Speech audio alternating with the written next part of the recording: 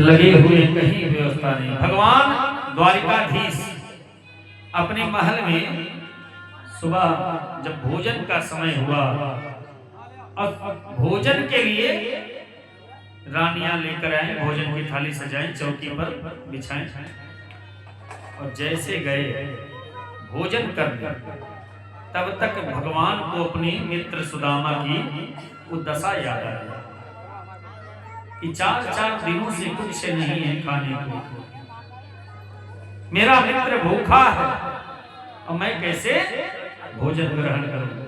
छोड़ दिए भोजन की थाली, नमस्कार किए और उठ करके चल गए।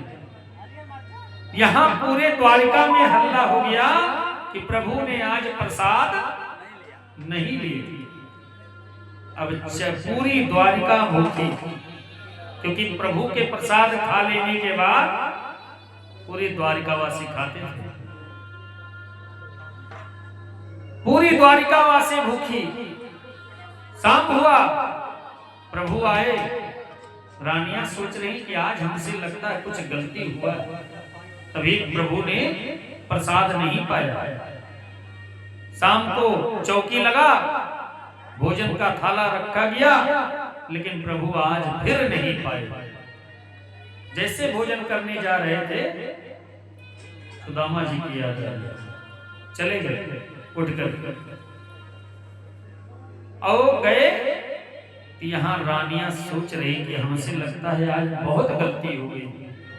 प्रभु आज तक कभी ऐसा नहीं किए कि भोजन प्रसादी ग्रहण न किए हो। अब क्या की, सभी रानियां रुक्मणी मैया के पास कहने लगी कि आप जाकर पूछिए बहन कि आज हम लोगों से क्या गलती हुई जो प्रभु प्रसाद नहीं पाए। रुक्मणी जी गई, बोली प्रभु यदि कुछ गलती हमसे हुई है तो उसका सजा दीजिए, लेकिन आप ये तो बता दीजिए कि आप भोजन आज क्यों नहीं किए। देखिए प्रभु, सारे द्वारिकावासी आज भूखे हैं, सुबह से कुछ नहीं खाए हैं। तो क्या बात है प्रभु, क्यों नाराज है, ये बताइए। प्रभु बोले देखो, आज मेरा मित्र कई दिनों से भूखा है और मैं भोजन कैसे पाऊं। मेरा मित्र भूखा है, मैं भोजन कैसे पालूं। बोले मित्र, कौन सा मित्र। बोले मेरा मित्र सुदामा। बोले सुदामा क्या हुआ। बोले वो गरीब है। तो बोले दे दीजिए उसको कुछ। बोले मांगता भी तो नहीं। बोले मांगता नहीं तो आप खुद ही जाकर दे दीजिए। बोले ऐसे कैसे दे दूं। बोले एक काम कीजिए, उसको बुला लीजिए। बोले आता भी तो नहीं है। बोले आता नहीं है तो बुलाने का प्रयास तो कीजिए। ये भोजन छोड़ देने से काम बनने वाला नहीं है, इसलिए उनको बुलाने का कोई प्रयास नहीं। प्रभु सोचे सही कह रहे हैं। सुबह हुई, सुदामा जी अपने भिक्षाटन पे निकले हुए थे। भगवान साधु का वेश ले धरकर चले गए सुदामापुरी और जाकर के वहां भिक्षा के लिए अलख जगाए। सुदामा जी की पत्नी आई बाहर, सुशीला, बोली भवती भिक्षाम देहि। सुशीला जी कह रही हैं बाबा हमारे यहाँ का भोजन अभी आप नहीं ग्रहण कर सकते क्योंकि सूतक लगा है।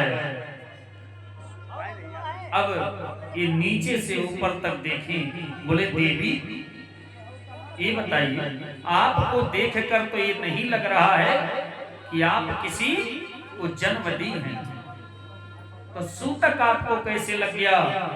बोली बाबा हमारे घर दरिद्रता देवी ने जन्म ली है, घर में कुछ नहीं है। बोले ये बताओ देवी, ये किसका घर है? सुदामा जी का ना? बोले हाँ। बोले जिसका मित्र स्वयं द्वारिकाधीश, वो गरीब कैसे? बोले द्वारिकाधीश मित्र? कौन मित्र? बोले देवी आपको बताए नहीं, उनके परम मित्र श्री कृष्ण द्वारिकाधीश। अरे वहां तो सुदामा जी को रोज याद करते हैं, उनकी कथाएं द्वारिका में प्रसिद्ध हैं। क्या ये उन्हीं सुदामा का घर है? अरे उनके मित्र वहां रोज चर्चा करते हैं कि मेरा मित्र सुदामा बहुत ही जल्द मेरे पास आएगा। और जिसका मित्र इतना धनवान, वो कैसे गरीब हो सकता है? अब यहाँ प्रभु अपना कार्य कर दे। सुदामा जी जब दिन भर घूम करके आए, शाम को सुशीला माता जल लेकर आए। जल का पात्र सुदामा जी के हाथों में, सुदामा जी जल लिए, ग्रहण किए, रख दिए। हरे कृष्ण हरे कृष्ण हरे कृष्ण यही कर रहे हैं। बोली प्रभु एक बात पूछूं? बोले हाँ पूछो। बोले प्रभु कृष्ण श्री कृष्ण कौन है? जैसे नाम सुने कहीं द्वारिकाधीश आपके मित्र हैं। तब ये समझ नहीं पाए कि आज तक तो मैंने इनको बताया नहीं, ये कैसे जान जाए। कहने लगी प्रभु स्वामी आज द्वार पर एक साधु आए, उन्होंने ही बताया कि द्वारिकाधीश सुदामा को बहुत याद करता। तो प्रभु देखो गरीबी तो है, आप वहां चले जाइए, हो सकता है वहां जाने से ये देख करके कुछ दे दे। तो बोले देखो मैं मांगने नहीं जाऊंगा,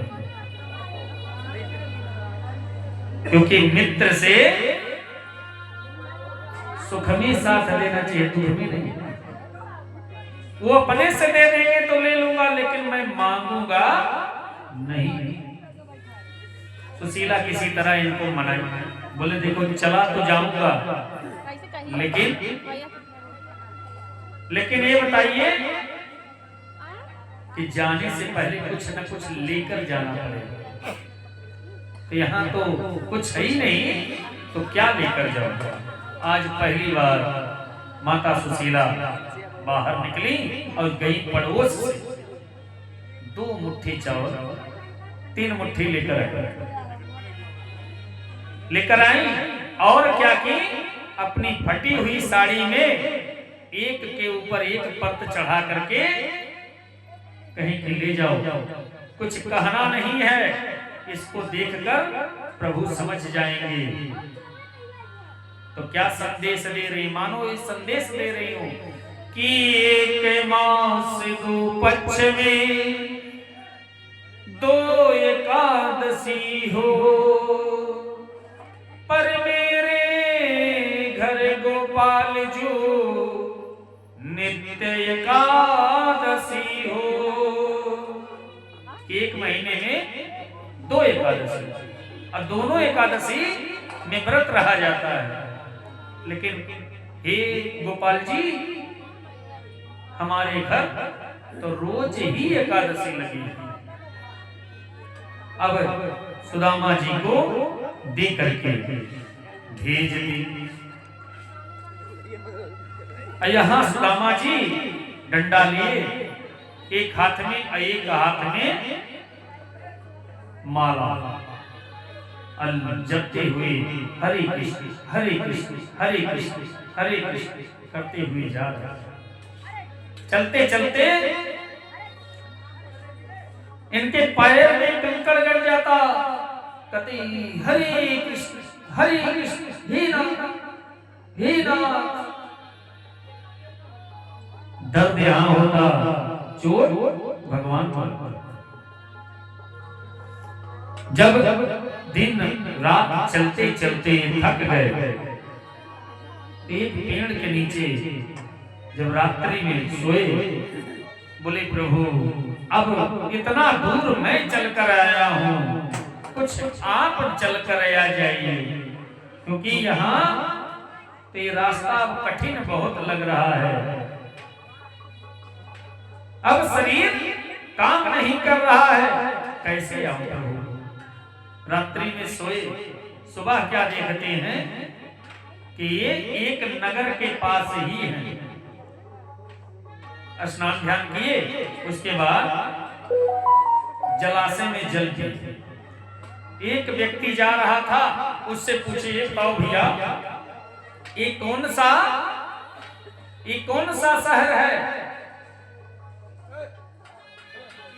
तो गुजरात था, तो गुजराती में बोला गुजरात 6, द्वारिका 6, द्वारिका 6।